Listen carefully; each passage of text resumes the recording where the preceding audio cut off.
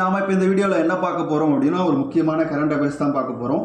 2024 வந்து பார்த்தீங்க அப்படின்னா உலக அளவில் அதிக இணைய முடக்கங்களை சந்தித்த ஜனநாயக நாடுகளுடைய பட்டியல் வந்து பார்த்தீங்கன்னா வெளியிடப்பட்டிருக்கு. இந்த பட்டியலை வெளியிட்ட அமைப்பு எது அப்படின்னு பார்த்தீங்கன்னா ஆக்சஸ் நவ் அப்படின்னு சொல்லுவாங்க, டிஜிட்டல் உரிமைக்கான குழு. ஓகேவா?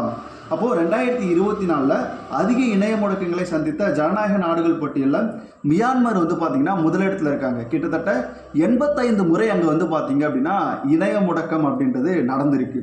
அதுக்கு அடுத்ததாக 2வது இடத்துல யார் இருக்கா அப்படின்னு பார்த்தீங்கன்னா இந்தியாவில் வந்து பார்த்தீங்க அப்படின்னா 2024 கிட்டத்தட்ட 84 முறை வந்து பார்த்தீங்கன்னா இணைய முடக்கம் அப்படின்றது நடந்திருக்கு. அதுலேயும் குறிப்பாக வந்து பார்த்தீங்க அப்படின்னா அதிகபட்சமாக எந்த மாநிலத்தில் இணைய முடக்கம் நடந்திருக்கு அப்படின்னு பார்த்தீங்கன்னா மணிப்பூரில் 21 முறை இணைய முடக்கம் அப்படின்றது நடந்திருக்கு.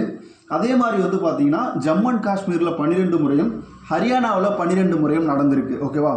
இப்போ நம்ம மணிப்பூர் எடுத்துக்கிட்டோம் அப்படின்னா மணிப்பூரில் வந்து எதுக்காக நடந்தது அப்படின்றது நமக்கு தெரியும். அந்த பழங்குடியினர்கள் பிரச்சனையால் அங்கே இணைய முடக்கம் அப்படின்றது நடந்தது.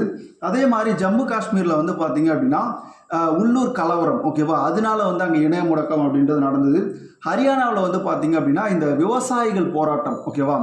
டெல்லியோடைய அந்த எல்லை அதிலிருந்து ஹரியானா வரையில் இருக்கக்கூடிய பகுதியில் வந்து பார்த்தீங்க அப்படின்னா விவசாயிகள் பெருமளவு போராட்டம் நடத்தினாங்க. அந்த போராட்டத்தை வந்து பார்த்தீங்க அப்படின்னா பெரிய அளவில் பரவக்கூடாது அப்படின்றதுக்காக சில குறிப்பிட்ட வகையான வலைதளங்கள் மட்டும் என்ன பண்ணியிருப்பாங்க அப்படின்னா மத்திய அரசு முடக்கியிருப்பாங்க. அதன் அடிப்படையில் பார்க்கும்போது மொத்தம் 84 முறை வந்து பார்த்தீங்கன்னா இந்தியாவில் 2024 மட்டும் இணைய முடக்கம் வந்து நடந்திருக்கு. அப்போ அதில் வந்து பார்த்தீங்க அப்படின்னா முதலிடத்தில் யார் இருக்கா அப்படின்னா மியான்மர் இருக்காங்க, 2வது இடத்துல இந்தியா இருக்குது. ஓகேவா? அதிகபட்சமாக எந்த மாநிலம் அப்படின்னு கேட்பாங்க, மணிப்பூரில் 21 முறை. இதை வெளியிட்ட அமைப்பு எது அப்படின்னு கேட்பாங்க, ஆக்சஸ் நவ் அப்படின்ற அமைப்பு. ஓகேவா?